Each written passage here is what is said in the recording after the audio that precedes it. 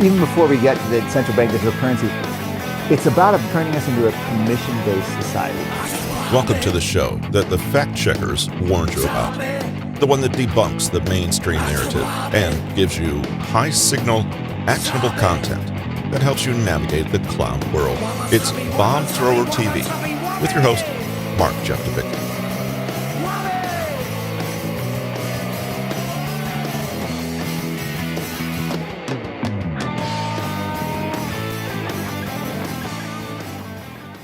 Hey everyone, Marc Morano here with another episode of Bomb Thrower TV. I am actually thrilled to have Marc Morano on the show today. He is a bomb thrower himself, been following him for quite a long time. We've got the old politically incorrect guide to climate change, and his latest is came out during the COVID pandemic, The Great Reset. Do you have anything after that, or is that your latest book? Well, Great Reset was my latest. That came out in 2022. Yeah. 2022. And right now I've been, but prior to that, I did Climate Hustle 2, which was with Kevin Sorbo, and that was a movie dealing with all aspects of the climate right when COVID breaks. So I actually opened that movie ripping off a face mask, talking about the merging of COVID and climate. And that came out in 2020, the fall of 2020. Right. Okay. And then your website is Climate Depot, and we're going to talk about how to follow your stuff at the end of the show. But I think general overview today, and you sort of said it already, the merging of climate and science. I mean, you started calling out the whole climate crisis phenomena years ago that pivoted into COVID, the flu d'etat. I love that phrase. And then what you and I have been sort of going back and forth on Twitter over the last year or so are CBDCs, which I think are kind of like this extension into that. So like these three nasty C words with this sort of key ingredient is the fourth one called consensus, right? Yeah. So can we start there?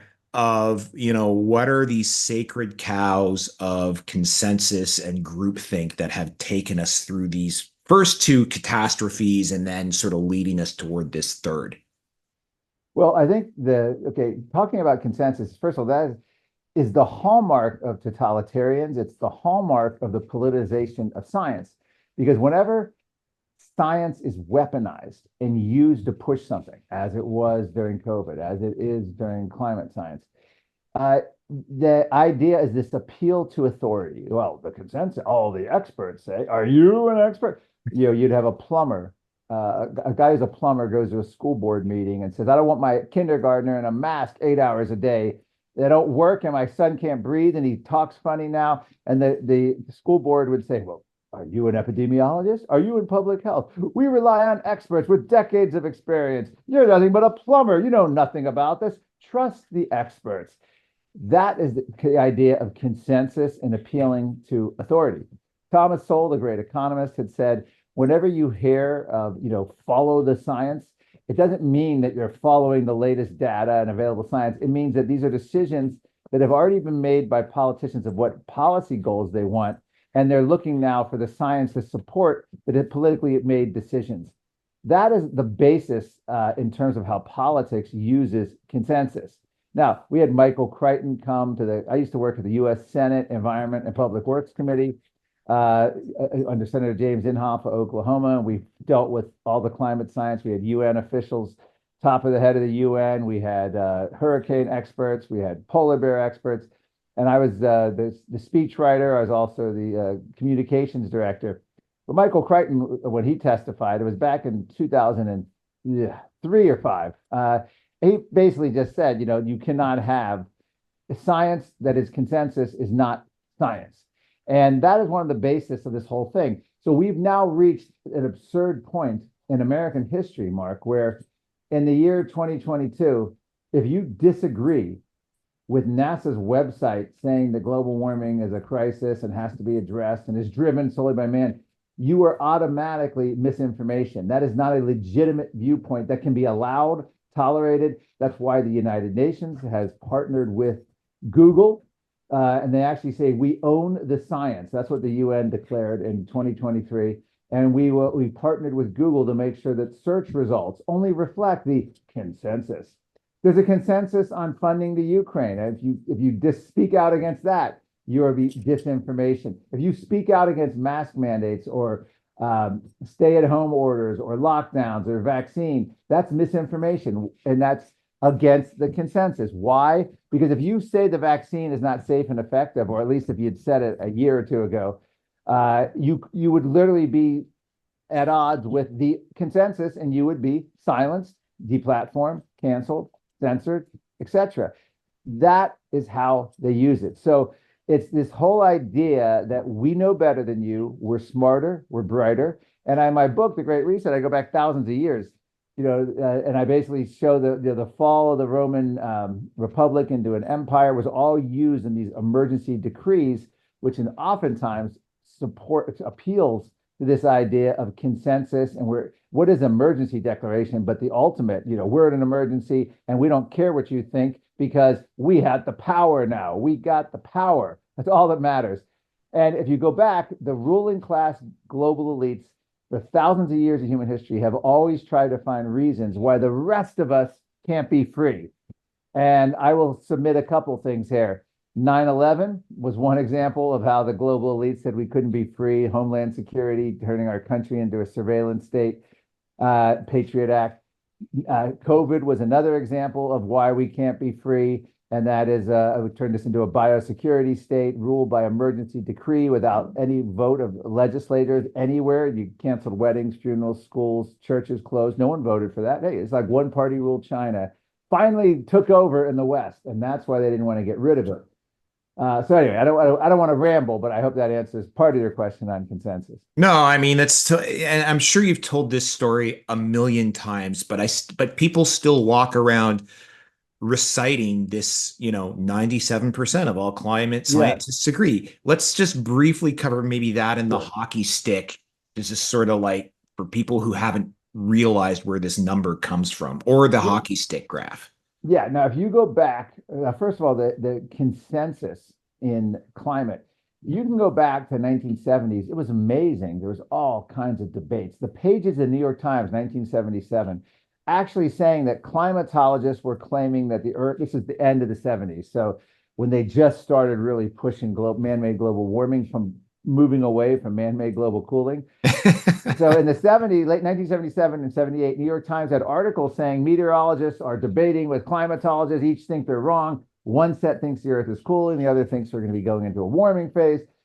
And if you look back in the early 70s, the man-made global cooling scare was called a consensus, whether it was Newsweek magazine, the CIA did reports on this, NASA scientists. The idea, they said they even used tipping points. So the idea was we were creating pollution from fossil fuels, which was creating aerosols, which was going up and blocking the sun, which was then going to cool the Earth, which, by the way, is what Bill Gates is funding at Harvard University and a lot of other billionaires, funding research to inject chemicals and pollutants in the sky to block the sun, to cool the Earth so that, we can, not overheat, which is a crazy scheme on that level. It's actually the exact plot line of Highlander 2 as well, which was I didn't see that. Okay. It was a bomb at the box office, but that's literally what they did and turned the world into a dystopia. But anyhow, go on. Was that an entertaining movie otherwise or terrible? No, it was terrible. Okay. Nothing like the first. All right. Well, so what ends up happening by, say, 1981, you can still find a couple articles, scientists still warning of man-made global cooling. Well, about 1984 is when it really turned more mainstream, because that's when Al Gore invited several scientists, including Michael Oppenheimer and I believe the Carl Sagan, to the U.S. Senate and House hearings. They started warning about global warming. So what happens in 1988, the UN Climate Panel forms the Intergovernmental Panel on Climate Change. Also the same year, James Hansen, the NASA scientist, shows up at a U.S. Senate hearing with Timothy Wirth, and on a heat wave, and there's stories of them allegedly turning off the air conditioner so he could be sweating, and there'd be extra hot in there for reporters so they could declare that the Earth is now facing dangerous, global warming. It was called the greenhouse effect back then. They didn't really call it global warming, climate change. They said the Earth is facing the greenhouse effect. If you watch old Ted Koppel Nightlines from the 80s, they're always talking about the greenhouse effect. Anyway, that was the red letter year, 1988, when this consensus idea started. So the first UN report comes out in 1990, which is shocking. You mentioned the hockey stick.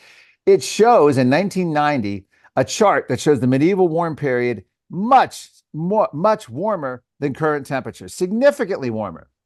And of course, anyone with common sense looked at that and said, wait a minute, we're facing a warming emergency when the medieval warm period, without benefit of coal plants, SUVs, electricity, had much higher temperatures.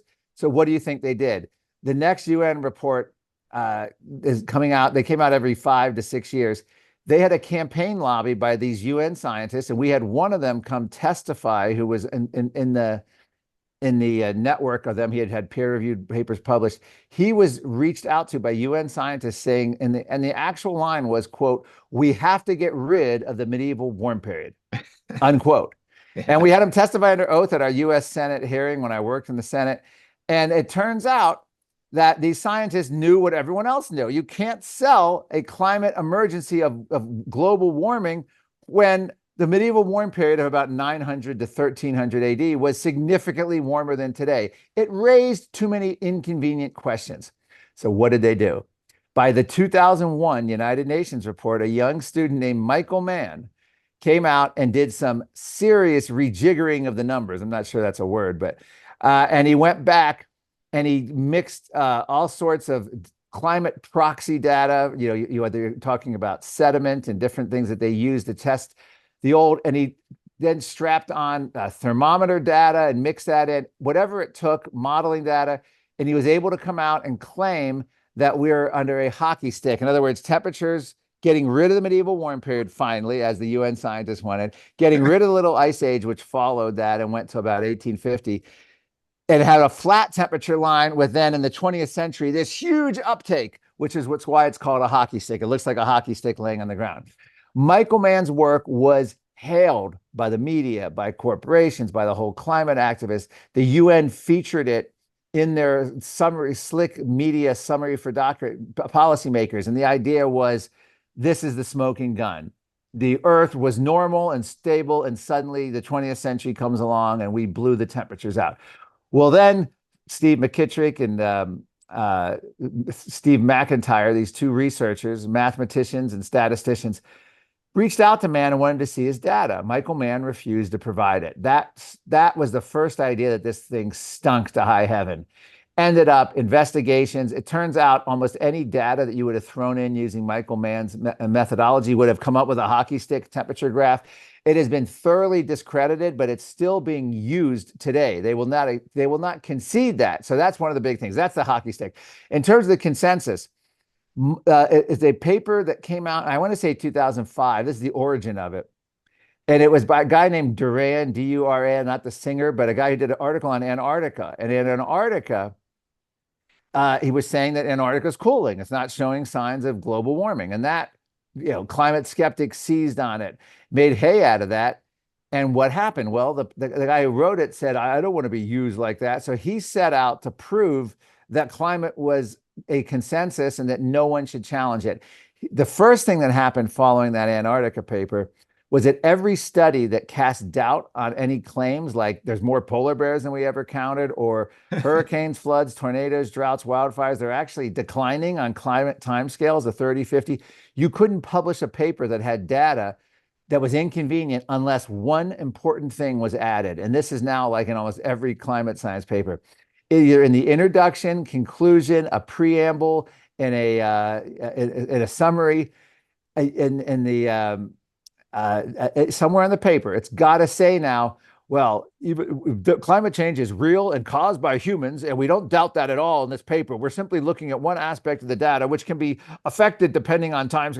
So they had to put these disclaimers in. So now, and this is what happened, and it happened to me personally. If I cited a paper that said, well, look, extreme weather is way down, so the media is wrong, you guys are completely unscientific, then they'd come back and say, well, the authors of that paper wrote, and if you had bothered to read the synopsis, they wrote that climate change is real and human caused, blah, blah, blah. So you're disagreeing with the author. And that's one of the ways, that's the beginning. Then following that, they came out with a paper, multiple papers. They claimed 97% of all studies supported man-made global warming, and all that did was get any paper. 70% of the papers are roughly modeling studies. So they assume that CO2 controls the climate and is a control knob. And then they say, oh, look, well, here's a paper that assumes a prediction of 50 years is going to happen. So therefore, that supports the consensus. See, 97% of the papers support the CO2 is the driver. Then you had an Australian academic named John Cook come out with another paper. It's always 97%. And he was attacked by a lead UN author named Richard Toll by saying none of the data in that paper supports the conclusion.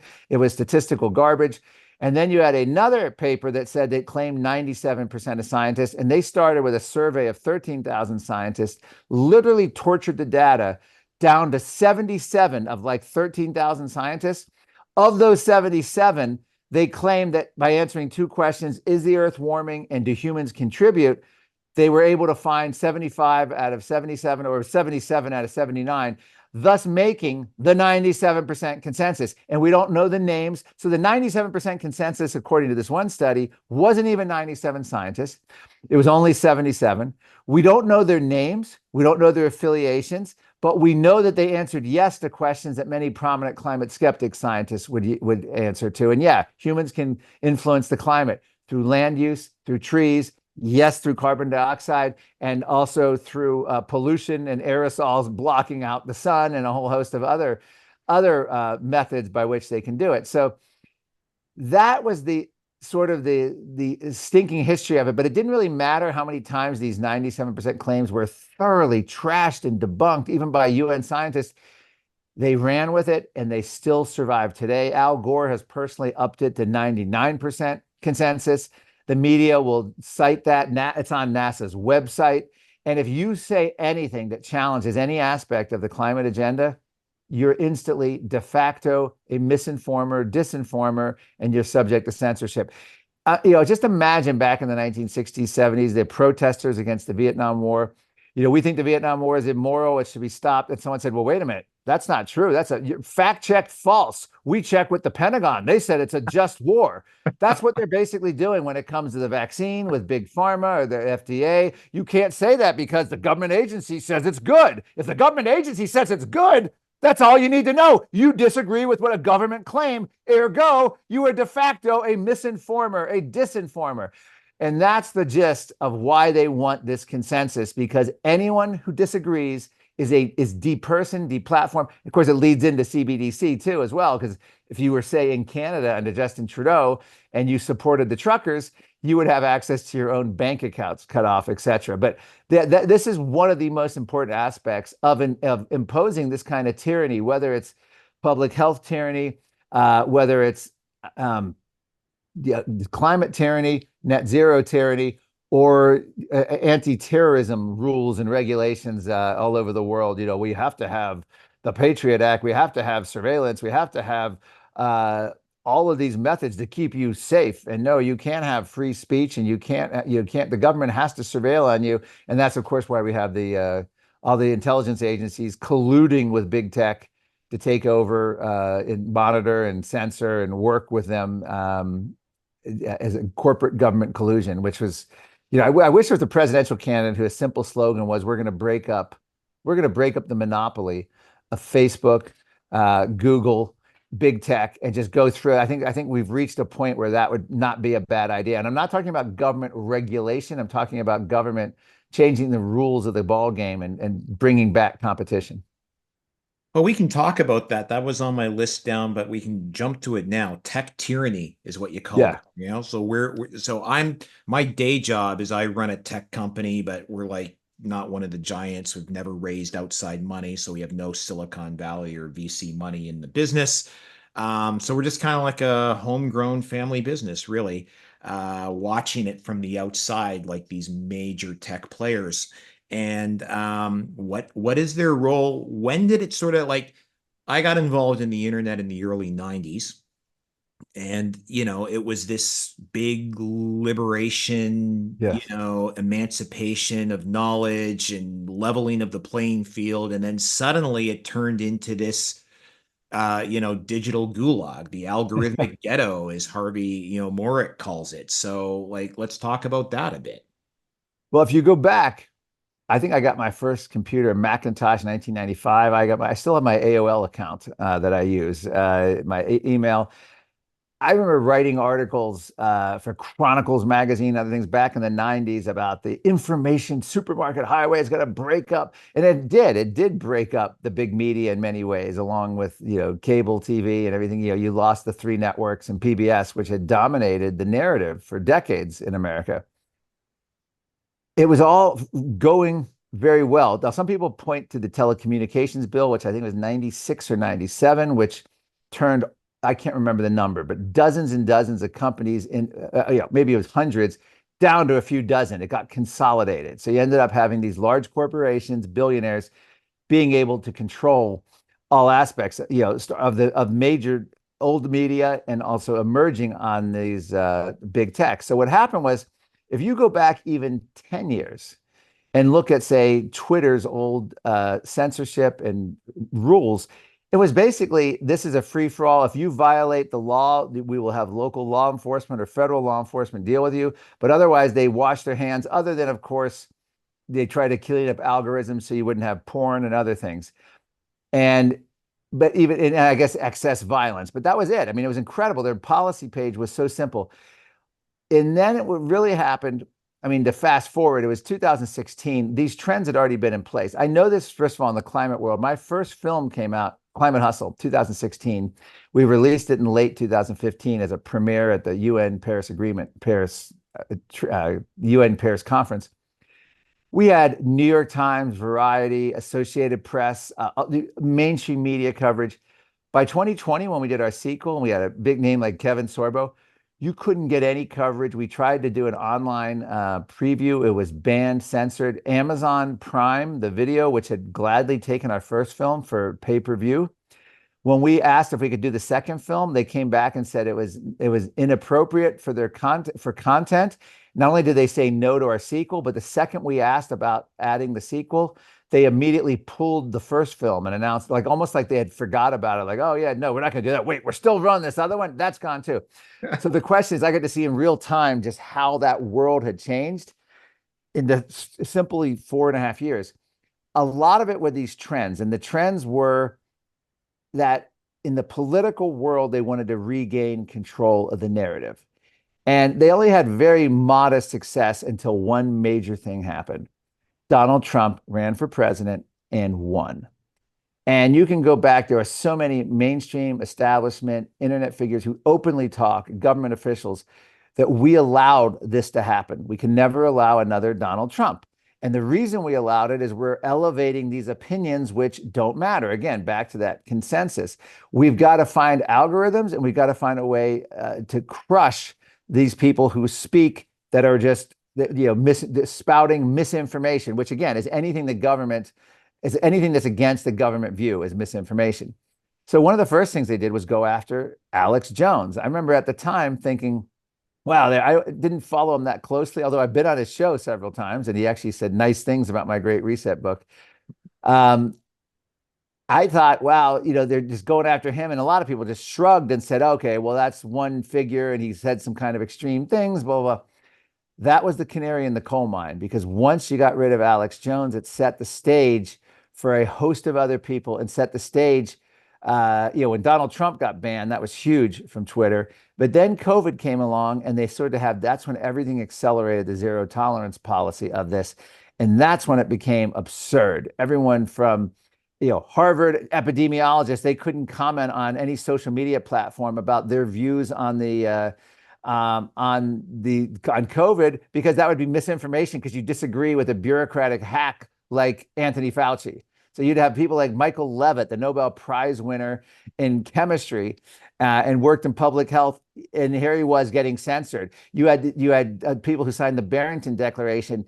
Anthony Fauci and Francis Collin, at the highest levels of our government, were calling the media, telling them to call them fringe epidemiologists. And these were some of the best known, highly published, most respectable public health officials in the world who were being called fringe epidemiologists, again, by government hacks. That was by 2021, 21. And so that is what all accelerated out. Now I'm giving you a sort of a on the ground. I'm not going to give you, I'm not the guy to talk to go back in the whole history of, who owned Google and how this came about and how they created that monopoly. But I will just say this, though, if you go back, this was the government partnership with this big tech to begin with. If Google Maps was originally, I believe it was CIA data and CIA databases that helped create that. And his intelligence agencies worked on those. So there's always been that collusion, and the idea of the internet itself, going back decades, was a national security project by our national security officials. So there's always been that aspect of them having tentacles in it. And then after, I think, Donald Trump, all this accelerated, and now we're at a point where they're just not going to let it happen. That's why people ask me who's going to win the election. On paper, Donald Trump's got a very good shot. Even liberals are saying that now, like the swing states. But I just don't see any way that the establishment and the deep state, if you want to call it that, or just the government, is going to allow Donald Trump to win. As Chuck Schumer said many years ago, if you go against the intelligence agencies, they have half a dozen ways to Sunday to get back at you. And he said this on MSNBC, he couldn't believe Donald Trump would ever criticize the CIA or FBI because they'll come and get you. That's what Chuck Schumer warned that back in 2017. And I think that's what we're finding, except they're not just coming after Donald Trump, they're coming after everyone. You toe the line, or you get depersoned, deplatformed, canceled, censored. And of course, that is also what central bank digital planning is all about.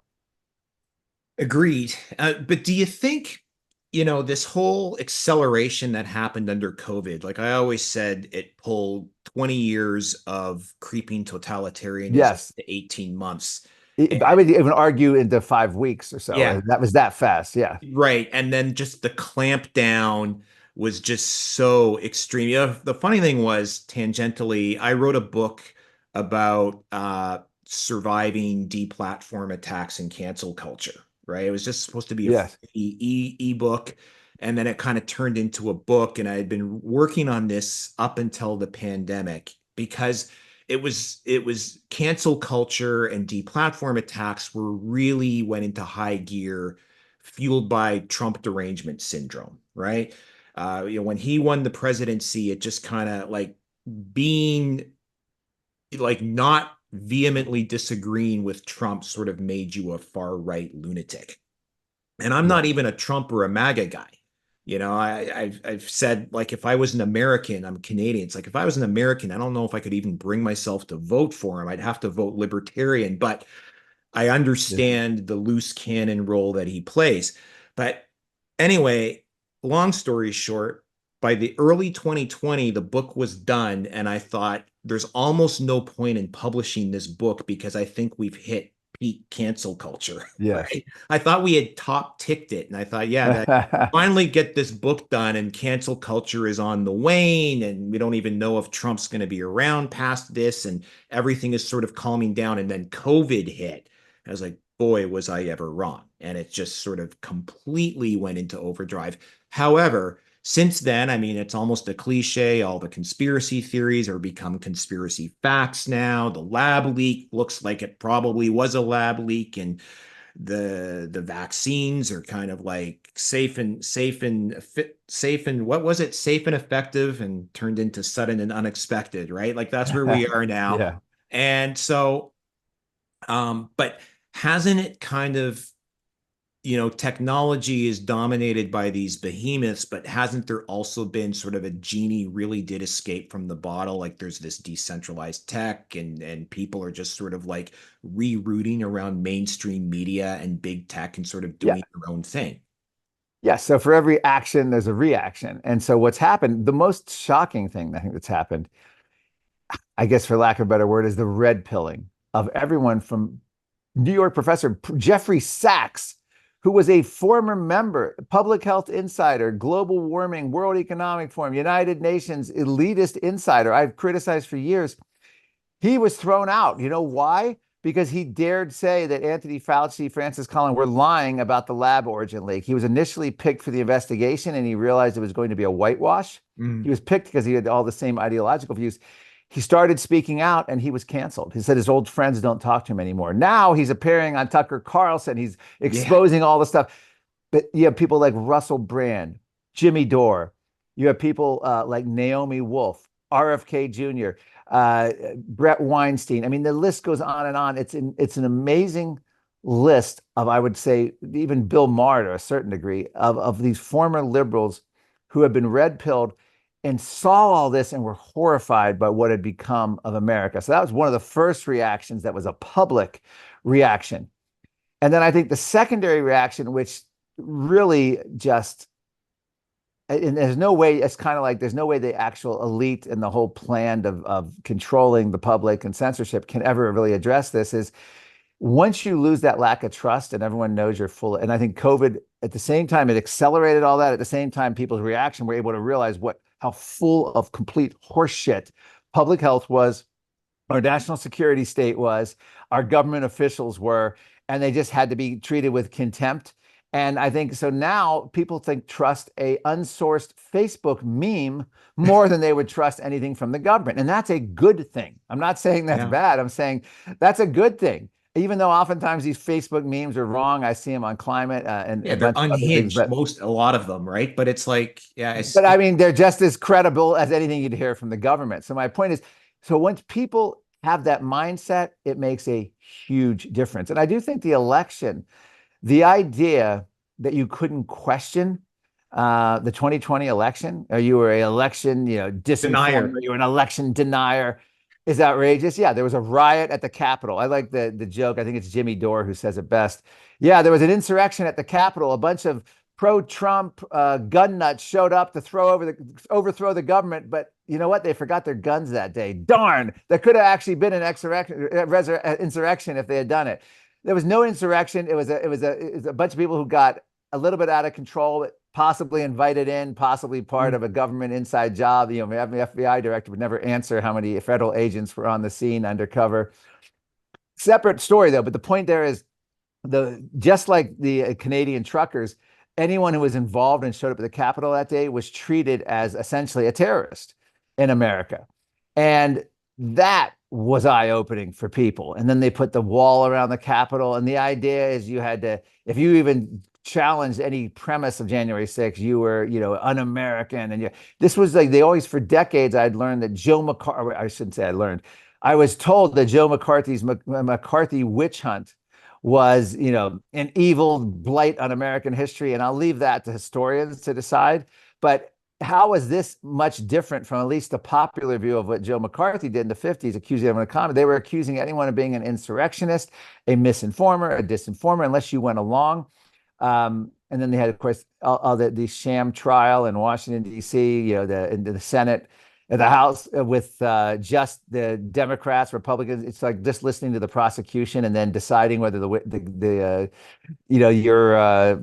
defendant was guilty or not, having no defense at all. It's amazing what's happened in America. And I think the other thing that's really shocking is what happened with Donald Trump. I mean, we've turned into the banana republic. These are things that you can't unsee as your average American. And I was saying this at the time when Donald Trump, I think one of the greatest things that could have happened is that he actually had acquiesced and served jail time. Why?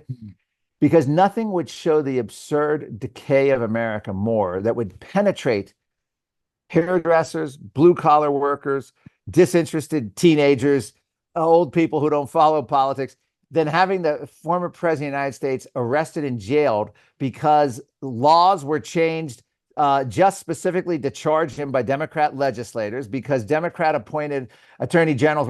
It was so obviously a banana republic style thing that he was actually getting support of rappers, the gangster culture in Hollywood. It was amazing.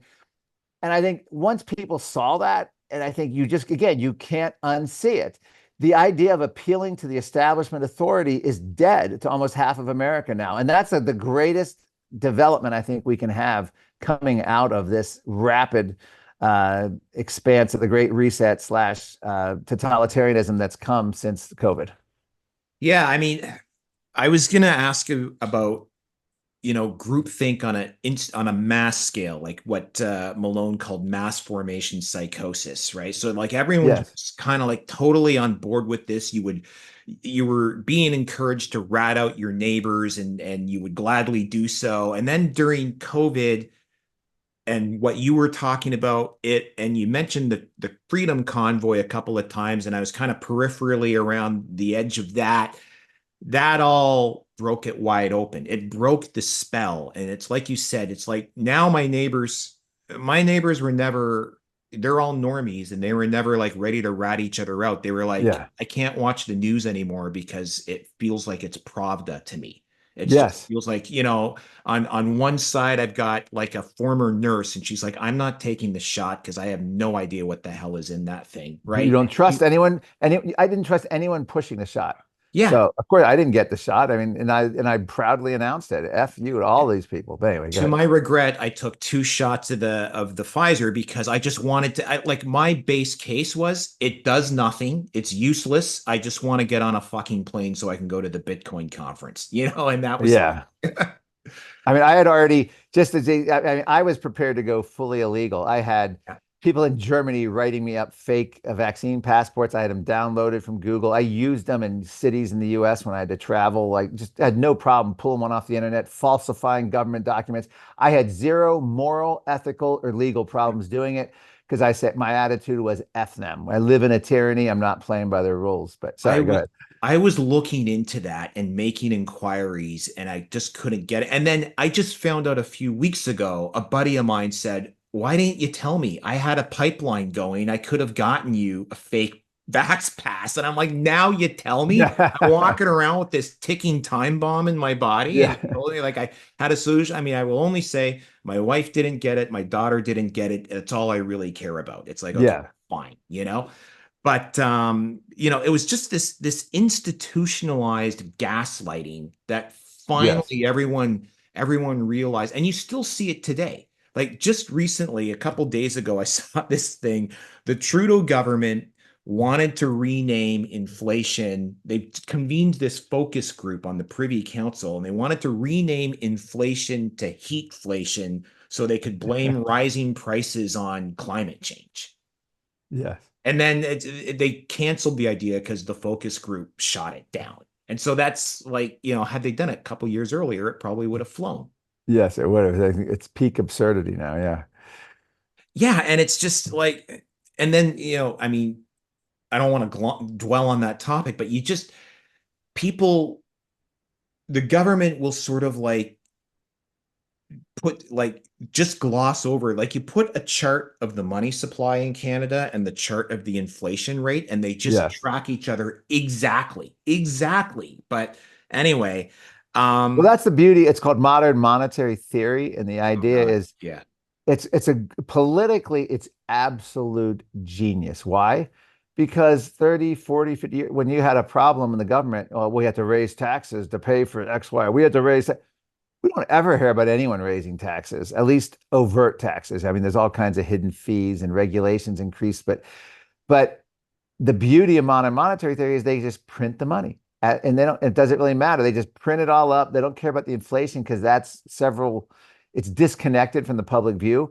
All the public knows is there's no, in the United States, Congress isn't voting for a massive tax increase, so-called.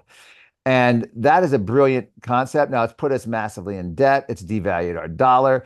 It's going to help raise the rise of China. I mean, it's unbelievable the stuff we're doing to ourselves in the West. But this is where we are with our neoliberal leaders. It's the other thing this has done is solidify me as a America first. And yeah, I'll call myself isolationist. Um, and I find just this may not be related, but just one of the most ironic and bizarre things I've seen in the last week was Dick Cheney and Liz Cheney endorsing Kamala Harris, which is fine. You'd expect that. But Kamala Harris being excited about it, welcoming the endorsements. And Joe Biden, by the way, had called Dick Cheney one of the most dangerous men in the world. He's probably right about that. Dick Cheney, George Bush, I loathe them. I think Halliburton, he should probably be in jail yeah. for what he did. I mean, that's serious corporate government collusion, inside contracts. The whole idea of what Dick Cheney did and the whole legacy of Afghanistan. But my point is to have Liz Cheney and praising Dick Cheney and campaigning with Kamala Harris.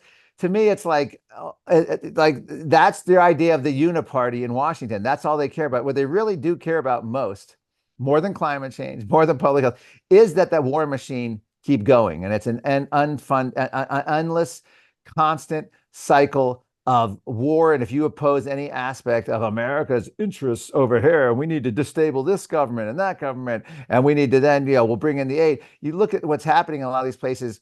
We give money to countries, they get into war, we overthrow governments, and then we have American corporations or global corporations come in and rebuild them with our taxpayer money. I mean, this is a scam from beginning to end. RFK Jr. probably said it best when he said the aid to Ukraine is money.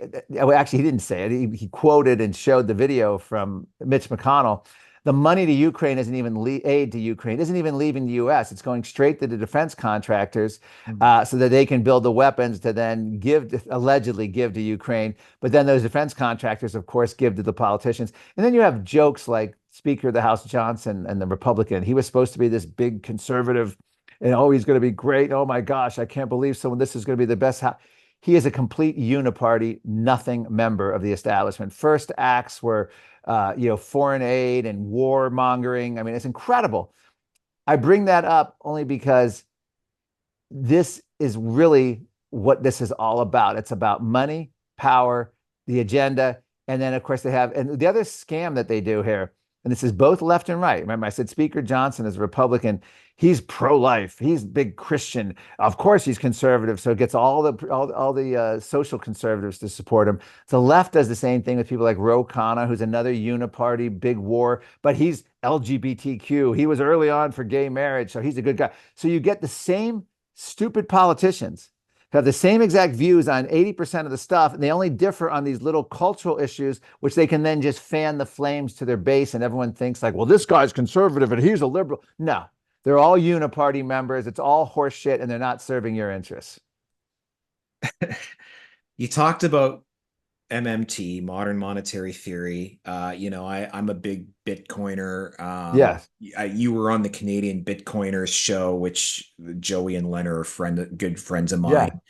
Yeah. Let's talk about where all this is going. I think you think central bank digital currencies, in my mind, I think they either launch as or morph into, I've said this many times, social credit systems. And yes, because there's this ironic awareness of the same reality about fiat money that Bitcoiners have, or even gold bugs, that like money backed by nothing is destructive. It's inflationary. It hollows out the middle class. It creates Cantillon effects, wealth disparity. And I think they know it too, but they want to back money with carbon. They want to make your money backed by your individual carbon footprint. I mean, they've said it, like J. Michael Evans at WEF said, we're going to track everything you're eating, doing, traveling, and its individualized carbon footprints. And I think that's what a CBDC is going to be. So many jobs are going to get automated away by AI. You're going to have to be on UBI unless you have independent means of support. And then it's basically going to be, you've had too many hamburgers this month. How about a soy patty? That's right. Okay. Yeah, even before we get to the real quick, the central bank digital currency, it's about turning us into a permission-based society. Freedom's out the window. You can only do things that have been established, laid out, centrally planned, like net zero, like a COVID health plan. And so if you look at what's been happening in the world of just automobiles, for example, Ford has multiple patents out right now to have one of them is to remotely shut down your car if you miss a car payment. Yeah. Tesla can remotely shut down your car. There was a lot of pressure on Elon Musk to shut down the cars in Russia after Putin invaded Ukraine to punish the Russian people. And he can do that. He has the power. A national charging grid, which is what they're trying to push away from the mom and pop decentralized gas stations that we've always dealt with, notwithstanding the fact that a lot of the oil comes from global conglomerates. America was built on that freedom. And now you have a point where you don't need stay-at-home orders during the next pandemic, in quotes, because you can just shut down the national charging grid after you ban gas-powered cars, mandated EVs. You can just shut down these grids. There's also the OBD, the onboard computers of cars. If they detect alcohol, they can shut your car down remotely. These are the kind of things that Congress authorized recently. And you have people like Thomas Massey, my single favorite member of Congress, by far. Second would probably be Rand Paul, and he's in the Senate. Thomas Massey's in the House from Kentucky. And anyway, having said all that, uh, the central bank digital currency, I think it was the UK Telegraph who said the part best. It's the government basically telling you that you can only spend your own money on what it deems sensible. So it's not going to deem firearms, ammunition, meat, gas, energy, if you're excessive energy use for too cold of an air conditioner, too hot of a heater, allow that to happen. CNN is talking about having a carbon passport to monitor your travel. We have climate activists who said in a declared climate emergency, which Joe Biden has come close to doing twice. And by the way, Kamala Harris, if she wins, is likely to do it at some point. Gives you 130 new executive powers by which to bypass democracy. And the reason I'm bringing all that up is because that's where they want to go. They don't want dissent. So one of the greatest ways of doing it is central bank digital currency. Nigel Farage was debanked by NatWest Bank in the UK because of his views on climate change. They decided to not cancel his bank account. And that's one example. I think it was Bank of America doesn't allow you to buy firearms already. And then you have, what is this? Airbnb deplatform. You're not allowing someone like Candace Owens, they don't like her political views, from ever renting through them again. These are, people would argue these are private banks or private companies, just like the big tech is private business. None of that's true. But so anyway, back to this. In the United States, Joe Biden had a commission in 2022 to look at the starting a central bank digital currency. And again, this is meant to fight. It sounds like, oh, of course, I like decentralized currency. This is going to be the opposite of everything we've looked at with Bitcoin and everything else. This is going to be the government controlling it. And the idea is you could see firsthand what happened in Canada, to bring that up, and I won't go into detail, but the gist is that Justin Trudeau called the banks, said these are now terrorists, first time under the Canadian law and the Canadian Emergencies Act. We're going to declare them terror. We're going to invoke that law. And then the banks, of course, cut off access to their own funds because they were doing unapproved government activity as an unapproved protest. If you even baked a cake or made coffee for them, you could have your bank account seized. They also canceled the truckers' insurance through corporate government collusion, through the insurance companies. And of course, you had the whole thing with the GoFundMe and how they took all the money and then they weren't, then they said, we're not going to pay it out to them, pay it because this is an immoral cause. Insane. This is all part and parcel of what's coming with central bank digital currency. We have people like Naval Harari of the World Economic Forum, top advisor to Klaus Schwab, who talks about the, quote, useless eaters out there and what's going to happen when AI takes over their jobs. Well, they're going to be using psychotropic drugs to dull our senses and give us video games to keep us occupied. And that's one of the ways that they're looking at this with central bank digital currency. The idea is they're going to control every aspect of our personhood. You have the United Nations and MasterCard a few years back partnered up for a CO2 monitoring card that would monitor your airline travel, your train travel, your car energy use. And once you exceed your limit, it cuts off your ability to spend. Now, again, this is a private company. It's MasterCard. Visa started it now. Other credit cards are now looking into this idea. And right now it might be voluntary, just like thermostat controls might be voluntary for people to save $5 a month. Turns out the utilities can throttle your air conditioner way down and make you sweat in the summer and throttle your heat down in the winter to make you freeze if there's a blackout or emergency. Again, all part of the same impulse about controlling and not allowing the messiness of freedom. And that's really what it's about. This is as old as human civilization. Looking back, it's again, why the rest of us can't be free. If we're left to our own devices, spending money on whatever we want, traveling wherever we want, not being forced to wear masks or take a vaccine or allowed to move or have a surgery during a declared pandemic, that leads to a destructive world. That's the way the elites see it. In their defense, they see it as they're smarter, brighter. We went to the best schools. We have to educate the masses. We need to control them because if left to our own devices, they truly believe that without things like CBDC, without things like climate emergency declaration, public health emergencies, we would lead to unbridled racism. We would have mass deaths from viruses. We would have sea level inundation and burning up the earth if we weren't controlled. So that is why, because of all these alleged crises, they need to control every aspect of human life. And that's what they're coming after. I mean, and it's to absurd levels. Ceiling fan regulations here in the US, banning of gas stoves, banning wood-fired pizza ovens in New York City, or heavily regulating. I mean, guess what? All these rules affect who? The small mom and pop. The big corporations absorb it. We just had, what was it? I just read this about hold on one sec. During the COVID, I was reading about Tim Walz, the Minnesota governor, running as vice president. Mm-hmm. In Minnesota, as in many states, all of the big chain stores were allowed to be open, the Walmarts, the Targets, of course, Amazon. Guess who had to close throughout in all these states? It was the small mom and pop shops in all these towns and strip malls. They had to close. And guess what happened? All that massive transfer of wealth. So this is the people making these decisions are the ones benefiting from it. And that would be the billionaire class colluding with the government class, corporate government collusion, and all of their policies. You just look at the fruit or the lack of fruit that they produce, and you can see what's happening. I mean, that makes no sense. Why is Walmart allowed to be open, but your corner mom and pop shop had to be shut down? And I remember this well because pet groomers, I have several dogs, pet groomers were banned during COVID, but Petco was allowed to be open.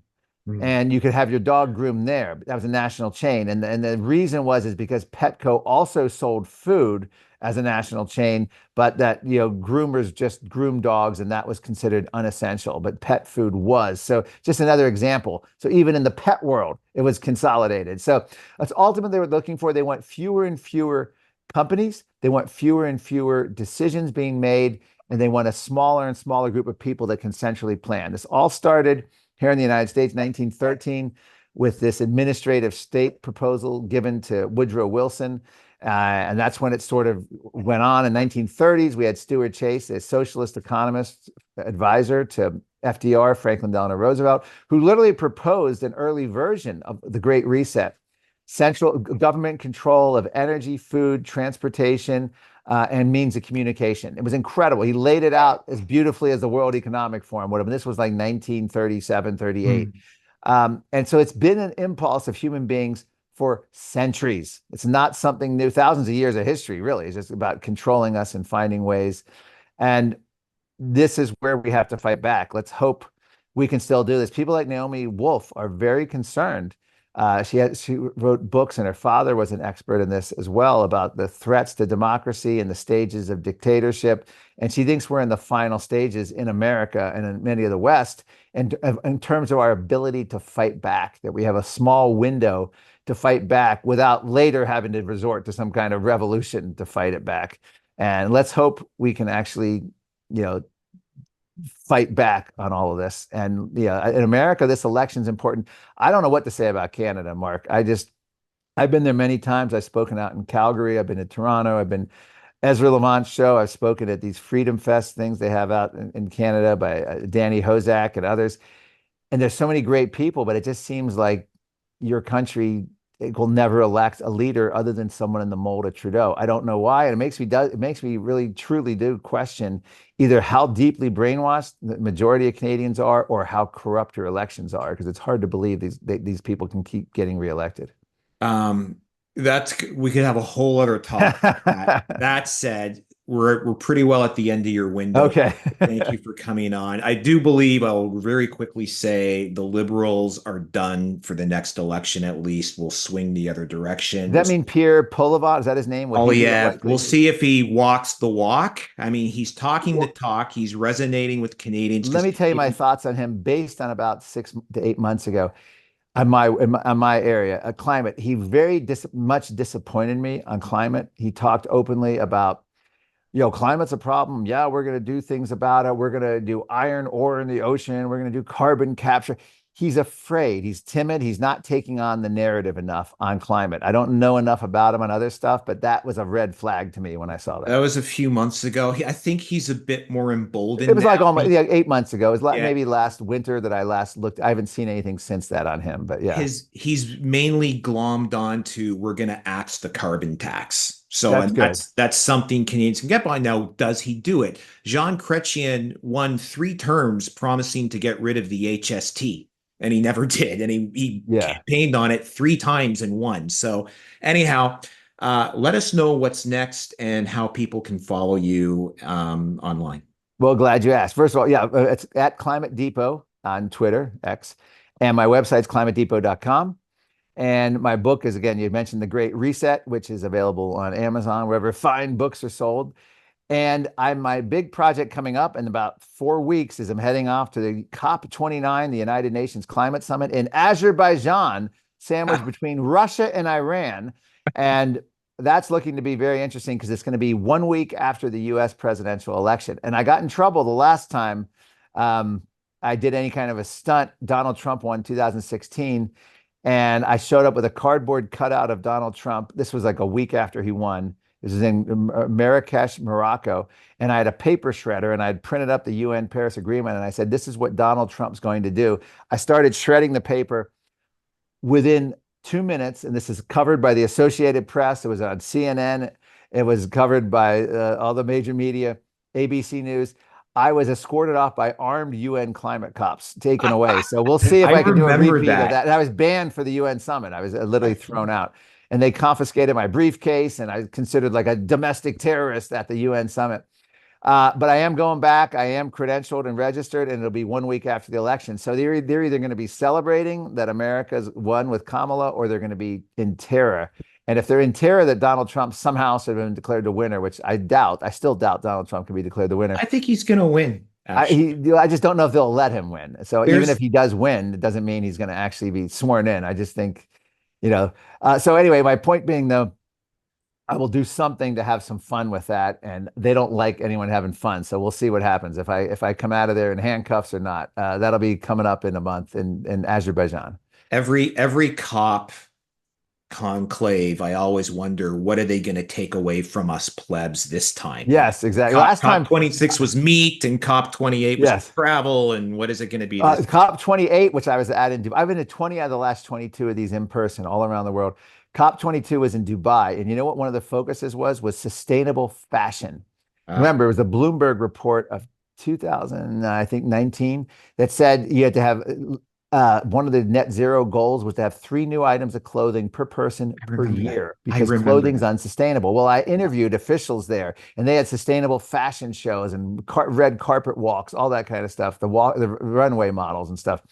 And I interviewed this sustainable fashion expert, and they said, well, that's not really true. It depends on the type. You could have more than 3 items. This is the good news. Oh, thanks. If you get sustainable clothes. What's sustainable? Well, the Washington Post a few months ago had a whole article about making clothes out of floor sweepings from barbershops, and how kids could go in there and earn money, collect the hair sweepings. You can make hair shirts. And by the way, if you're willing to wear a hair shirt, then you could get more than 3 items of clothing. So it's all good as long as you follow the elite's rules.